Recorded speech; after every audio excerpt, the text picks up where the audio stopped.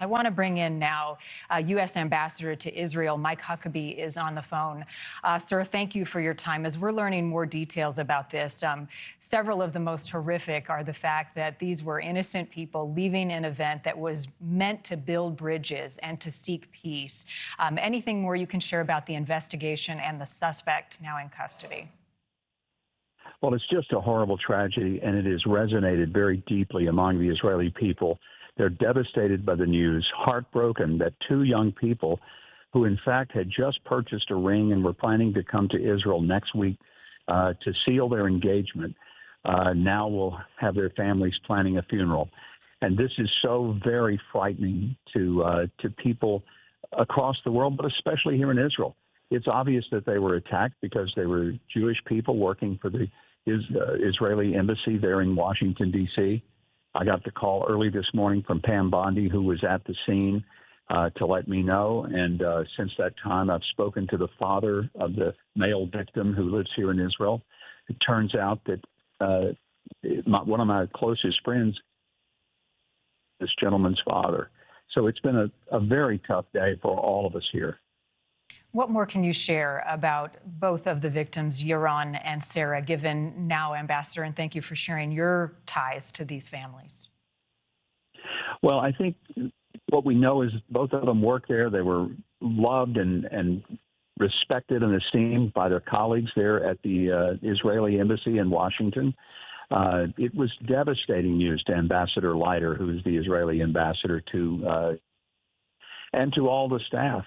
And they just were in shock that as they come out of a ceremony that's supposed to be all about peace and bringing people together, they hear gunshots and then the assailant screaming, "Free Palestine." So this anti-Jewish hate is just beyond the pale. And I hope that people across the world will stand up and speak out against this kind of violence. But more importantly, the anti-Semitism that has become a contagious disease across all the globe. And to that point, Ambassador, what happens now? I know you're in touch with the administration and people are afraid, especially those of the Jewish faith, not just in D.C., but across the country and even the world. What will happen here in the States on college campuses, at museums like this, to assure that the steps are being taken to combat this type of violence? Well, it's time that university presidents grow a spine and start pushing back on this nonsense. And maybe parents need to tell their children to pack up their things. They're coming to get them and bringing them home so they can get a job and work and learn something other than how to hate people and how to incite violence. This is out of hand. And when college students get on their campuses and they impede Jewish students from being able to go to class, and then they invoke hate against them, we shouldn't be so surprised that these kind of events happen. But we do have a responsibility to stop it. And one of the ways we do it is to make it clear that it's an unacceptable behavior for normal, civilized human beings.